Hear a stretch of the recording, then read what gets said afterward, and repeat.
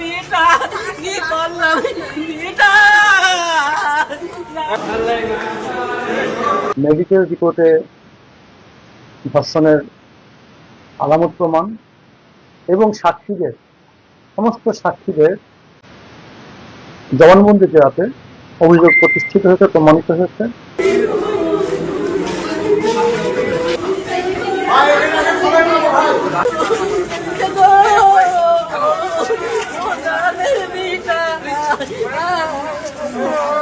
আমিষাকে ধর্ষণ পরবর্তী হত্যাকাণ্ডের ঘটনা নিয়ে সারা দেশে যখন একটা উদ্বেগ পরিস্থিতি, বিচার বিভাগ,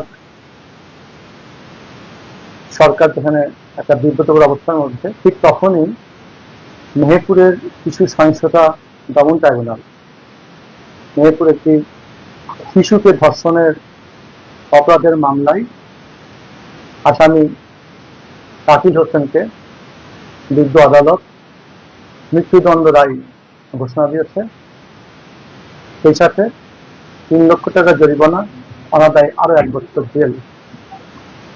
এই রায় ঘোষণার মধ্যে দিয়ে এদেশে শিশুর প্রতি যে সহিংসতা সেটা রোধ এবং শিশুর সুরক্ষায় এই রায় অনেক ভূমিকা রাখবে এবং অপরাধীরা শিশুদের প্রতি যে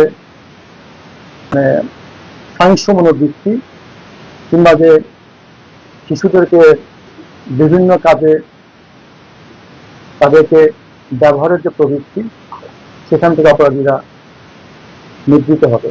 সবচেয়ে উল্লেখযোগ্য বিষয়, বাংলাদেশে প্রচলিত আইনে যে দ্রুত বিচার সম্ভব সেটা এই আদালত প্রমাণ করেছে। এই মামলাটি কেস দাখিলের পর মাত্র 29 কার্যদিবসে মামলাটির জাজমেন্ট হলো। 3 কার্যদিবসের মধ্যে 13 সাক্ষীর মধ্যে 12 জন সাক্ষীর জবানবন্দি জেরা গ্রহণ করা হয়েছে।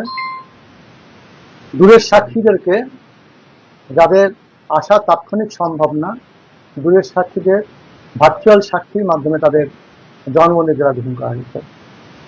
রাষ্ট্রপক্ষ এই মামলায় আসামির বিরুদ্ধে আনীত অভিযোগ সাংঘাতিকভাবে প্রমাণ করতে সক্ষম হয়েছে এবং আদালতে সাক্ষীদেরকে দ্রুত